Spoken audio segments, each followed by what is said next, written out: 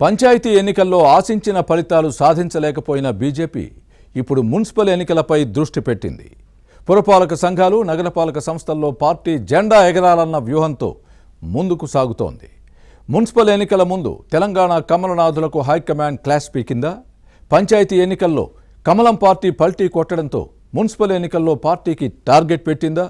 లక్ష్యానికి చేరుకోలేకపోతే తర్వాత జరిగే పరిణామాలకు బాధ్యులు కావాల్సి ఉంటుందని, అందుకు సిద్ధంగా ఉండాలని కూడా హెచ్చరించిందా? పార్టీ ఆదేశాలపై తెలంగాణ బీజేపీలో జరుగుతున్న చర్చ ఏంటి?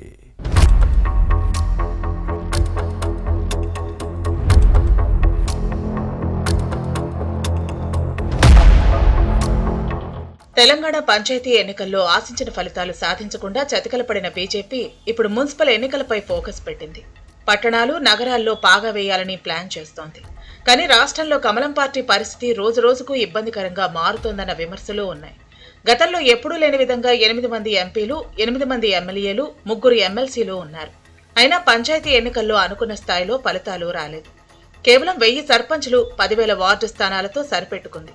దీంతో మున్సిపల్ ఎన్నికలను సీరియస్ గా తీసుకోవాలని పార్టీ రాష్ట్ర నాయకత్వాన్ని హైకమాండ్ ఆదేశించిందని సమాచారం.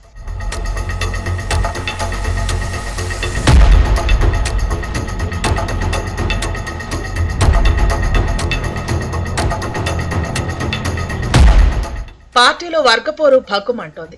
మున్సిపల్ ఎన్నికలకు ఇది మంచిది కాదని చెప్పింది. ఆ ప్రభావం ఎలక్షన్స్ లో పడుతుందన్న ఆందోళన వ్యక్తం అవుతోంది. ఎన్నికలు జరిగే 120 మున్సిపాలిటీలు, 10 కార్పొరేషన్లలో బలమైన అభ్యర్థులను బరిలో దింపేలా కార్యాచరణ రూపొందించాలని ఆదేశించినట్టు తెలుస్తోంది. దీంతో పార్టీ రాష్ట్ర నాయకత్వం మున్సిపాలిటీలు, కార్పొరేషన్లకు స్పెషల్ గా ఆఫీస్ బేరర్లతో పాటు ఎంపీలు, ఎమ్మెల్యేలు, ఎమ్మెల్సీలు, మాజీ ఎంపీలు, ఎమ్మెల్యేలు, ఎమ్మెల్సీలు, ఇటీవల కాషాయగూటికి చేరిన మాజీ మేయర్లు, మున్సిపల్ కౌన్సిలర్లకు గెలుపు బాధ్యతలు ఇవ్వనున్నారు. దీంతో పాటు ఎంపీలు కీలకంగా ఉన్న స్థానాల్లో పార్టీలోని పెద్దలు స్పెషల్ ఫోకస్ పెట్టాలని హస్తన పెద్దలు ఆదేశించినట్టు తెలుస్తోంది.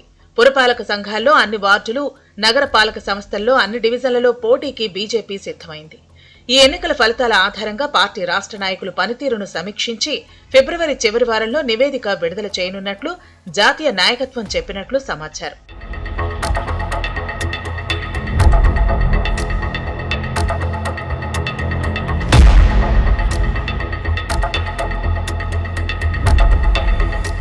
ఇక ఈ ఎన్నికల కోసం ప్రతి మున్సిపాలిటీ, కార్పొరేషన్ కు పార్టీ ఇన్ఛార్జిను నియమించాలని బీజేపీ రాష్ట్ర నాయకత్వం నిర్ణయించింది.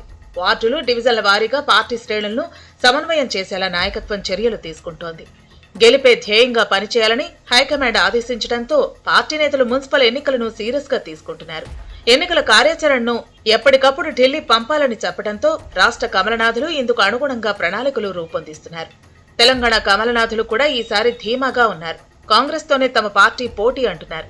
అసెంబ్లీ ఎన్నికల్లో ఇచ్చిన హామీని హస్తం పార్టీ నెరవేర్చలేదన్న వాదాన్ని బీజేపీ నేతలు వినిపిస్తున్నారు. ఇక బీఆర్ఎస్ లో ఆస్తుల తగాదా నడుస్తోందన్నది కమలనాథుల మాట. దీంతో ప్రజలు బీజేపీని ఆదరిస్తారన్నది పార్టీ నేతల ధీమా. ప్రతి ఎన్నికల్లో ఇలానే చెబుతున్నా ఫలితాలు మాత్రం వేరేలా ఉంటున్న విషయం తెలంగాణ బీజేపీ నేతలకు తెలియని విషయం కాదు. పంచాయతీ ఎన్నికల్లో బీఆర్ఎస్ కంటే మెరుగైన ఫలితాలు సాధించలేదు. కానీ ఇప్పుడు మాత్రం మున్సిపల్ ఎలక్షన్లలో కారు పార్టీ పోటీయే కాదని చెబుతున్నారు. పురపోరులో ఏం జరుగుతుందో చూడాలి మరి.